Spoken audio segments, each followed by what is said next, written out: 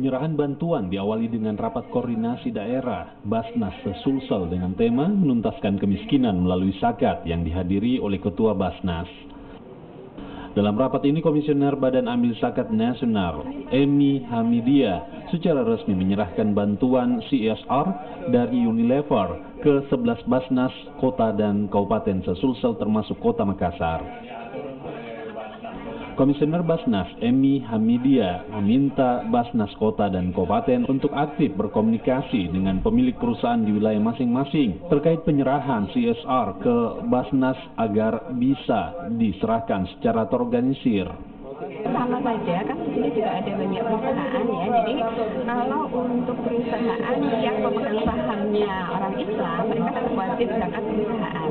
Tapi kalau untuk perusahaan-perusahaan yang umum, mereka juga sebenarnya terkena undang-undang CSR. Jadi kan 1-3% laba harus dikeluarkan dalam bentuk CSR. Nah, mereka bisa menyalurkan kepada sebenarnya target CSR hampir sama orang-orang yang membutuhkan juga, itu bisa melalui Basnas.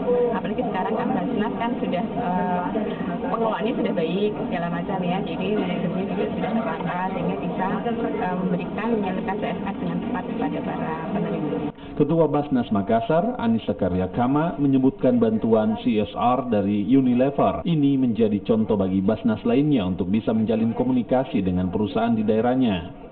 Komisioner Basnas Pusat, kami sampaikan terima kasih dan penghargaan setinggi-tingginya kepada Basnas Pusat yang memberikan kepercayaan amanah kepada Basnas Kota Makassar untuk menyalurkan barang dari Unilever kepada 26 panti asuhan di Sulawesi Selatan. Sebagian di Makassar dan sebagian lagi di kabupaten kota. Mudah-mudahan di kesempatan berikut Basnas Pusat memberikan perhatiannya kepada panti-panti asuhan yang ada di Kota Makassar dan kabupaten kota lainnya di Sulawesi Selatan. Makassar sendiri mendapatkan bantuan untuk 11 panti asuhan. Bantuan sendiri senilai 130 juta rupiah dan 910 dos paket untuk anak yatim piatu yang selanjutnya diserahkan ke anak-anak panti asuhan di kantor Basnas Makassar. Nila Rustam, Kompas TV Makassar.